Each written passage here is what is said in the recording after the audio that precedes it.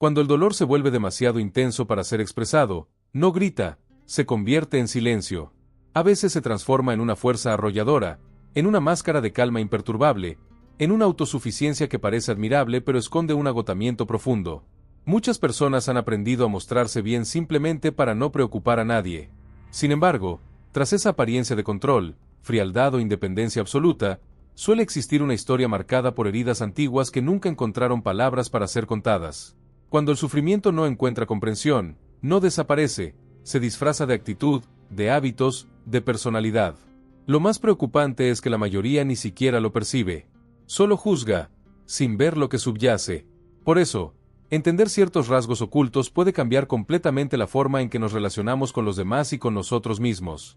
No se trata de analizar ni diagnosticar, sino de aprender a mirar con más compasión, sin culpas innecesarias, sabiendo que cada conducta tiene una raíz.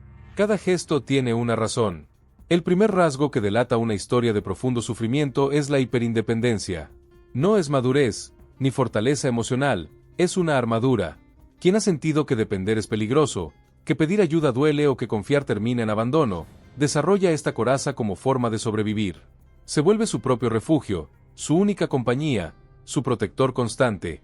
A simple vista, parece firme, resolutivo, autosuficiente. Pero por dentro está cansado.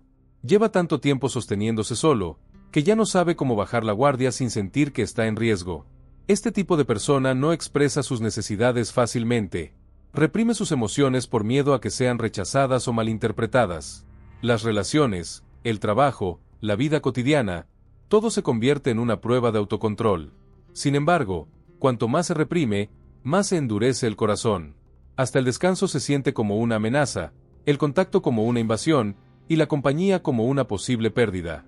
Porque, en el fondo, no quieren ser una carga.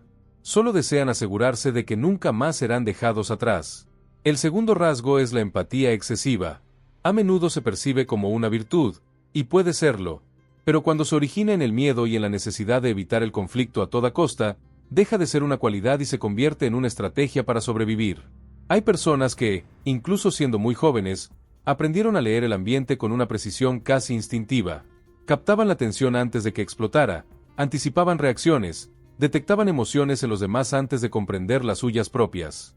Esta hipersensibilidad emocional no nace del bienestar, sino de la necesidad de protegerse en un entorno inestable.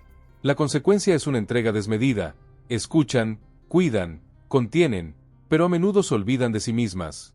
Dan tanto, que se vacían. Y cuando no están siendo útiles, sienten que desaparecen. Porque, en el fondo, han aprendido que su valor reside en lo que hacen por los demás, no en lo que son. Por eso, muchas veces evitan enfrentarse a su propio dolor volcándose en los otros. Es más fácil salvar que ser salvado. El tercer rasgo es el miedo a los vínculos verdaderos. No es que no sientan amor, al contrario, sienten demasiado. Pero lo contienen. Observan todo, analizan cada palabra, cada gesto. Incluso cuando empiezan a confiar, guardan una parte de sí que nadie toca. Una parte que duda, que se protege, que recuerda el abandono como si aún estuviera sucediendo. El afecto aparece, pero el temor lo acompaña. Porque donde más necesitaban seguridad, encontraron dolor. Y ahora, cada intento de acercamiento activa alarmas antiguas. Estas reacciones no son exageradas ni irracionales. Son respuestas inconscientes a heridas que aún duelen. Complejos emocionales que secuestran la conciencia y convierten la relación en un campo de batalla entre el deseo de amar y el miedo a ser herido otra vez. Por fuera, pueden parecer personas seguras, incluso indiferentes. Por dentro, hay una ternura escondida que teme ser aplastada. El amor, para ellos, no es descanso, es una prueba constante de resistencia emocional. Y por eso, muchas veces, lo rechazan antes de que duela. El cuarto rasgo es la fortaleza aparente.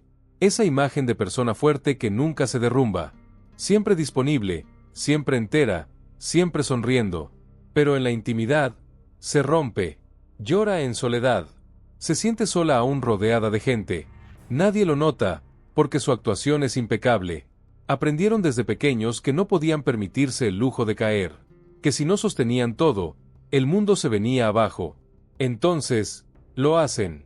Lo sostienen todo. Hasta que el cuerpo y la mente dicen basta. Detrás de esa solidez, hay un cansancio profundo. Una necesidad urgente de descanso, de contención, de permiso para no ser fuerte por un momento.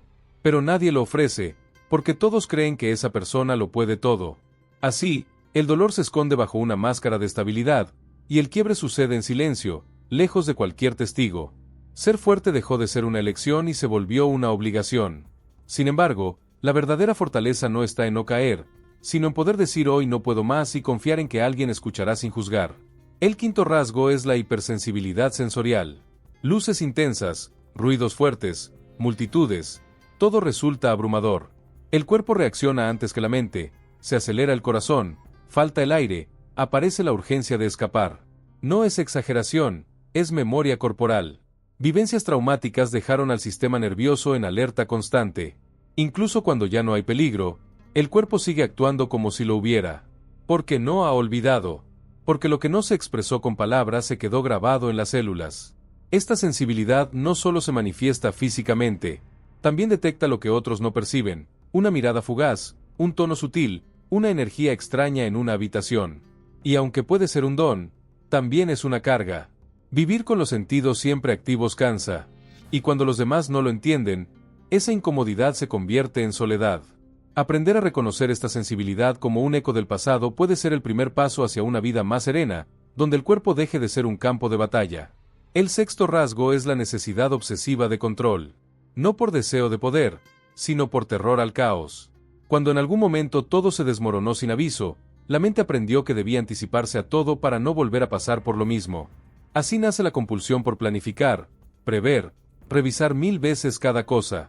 El control da una falsa sensación de seguridad. Afuera parece eficiencia. Adentro, es ansiedad pura.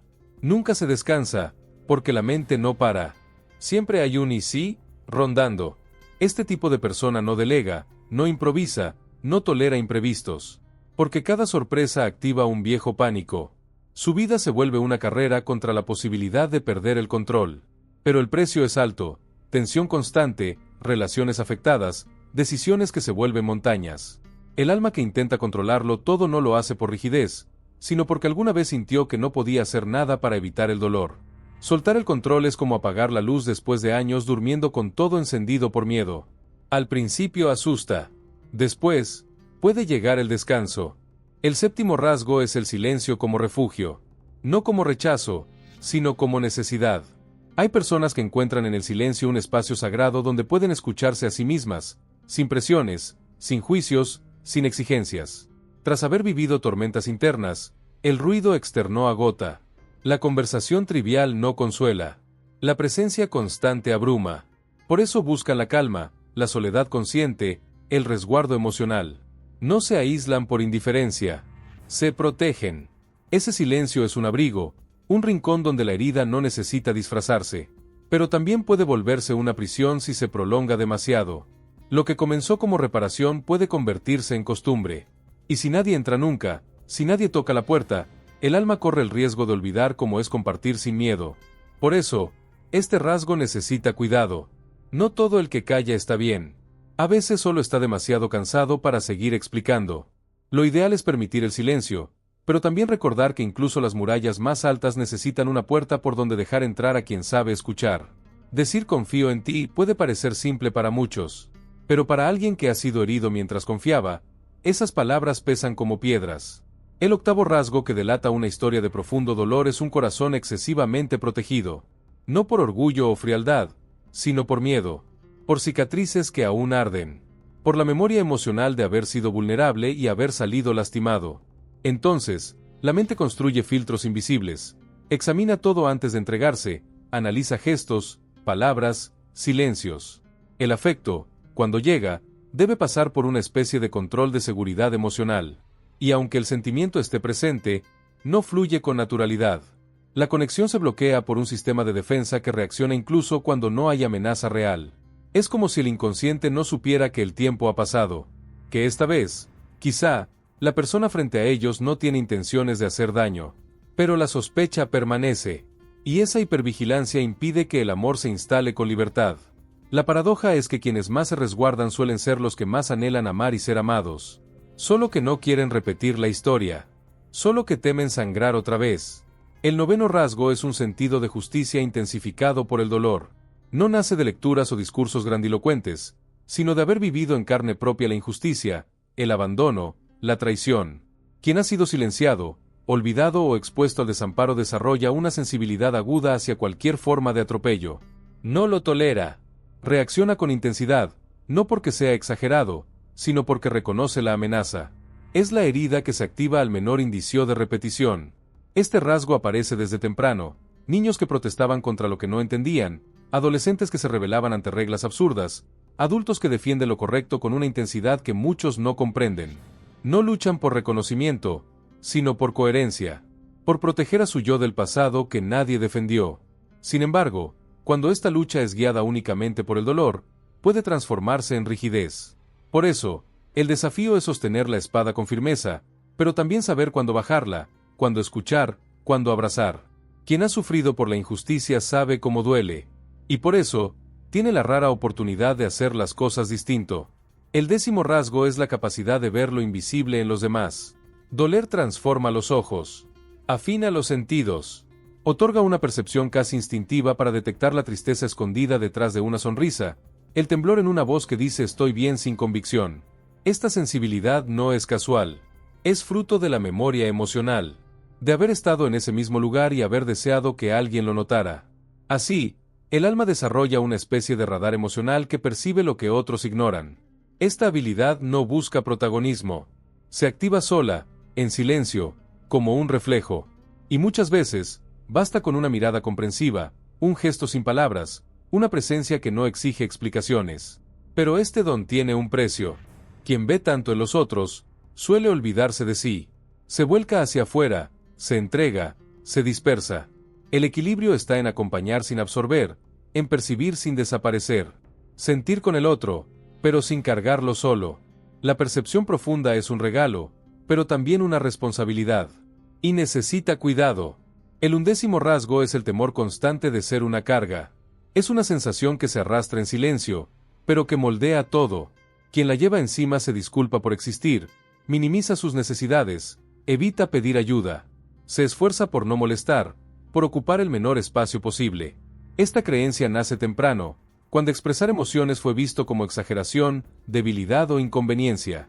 Cuando el llanto fue reprimido, el malestar ignorado, el dolor ridiculizado. Ese niño crece sintiendo que su sola presencia incomoda. El adulto que surge de ahí se vuelve confiable, responsable, generoso, pero nunca pide nada. Y cuando lo hace, lo acompaña con culpa. Vive intentando compensar el simple hecho de estar. Cree que para ser querido debe no molestar. Pero vivir así es caminar de puntillas por la vida, como si necesitara permiso para respirar. No se trata de arrogancia ni de victimismo. Es una herida profunda que modeló la personalidad. Sanar esta percepción requiere recordar una verdad simple: necesitar no es ser débil, es ser humano. Ocupamos espacio, sentimos, nos caemos, pedimos. Y eso está bien. No hay nada que disculpar en sentir. El valor no está en desaparecer, sino en saberse digno de estar, de ser, de vivir, sin pedir perdón por ello. El 12º rasgo es la capacidad de valorar lo pequeño. Quien ha conocido la pérdida, el caos o la soledad, aprende a ver lo extraordinario en lo cotidiano. Un café caliente, una palabra amable, una risa inesperada, todo cobra otro sentido.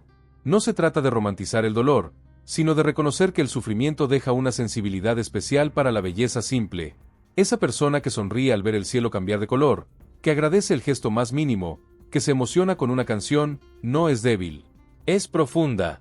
Esa profundidad no viene de los libros, sino de haber caminado por la sombra. El alma que ha estado al borde desarrolla una mirada distinta, más humilde, más atenta, más agradecida. El presente se vuelve valioso, porque sabe lo que es perderlo. Así, el gesto más sutil puede significar todo. Y esa conexión con lo esencial no es fragilidad, es sabiduría. El 13º y último rasgo es la necesidad de propósito tras el dolor. Sobrevivir no basta.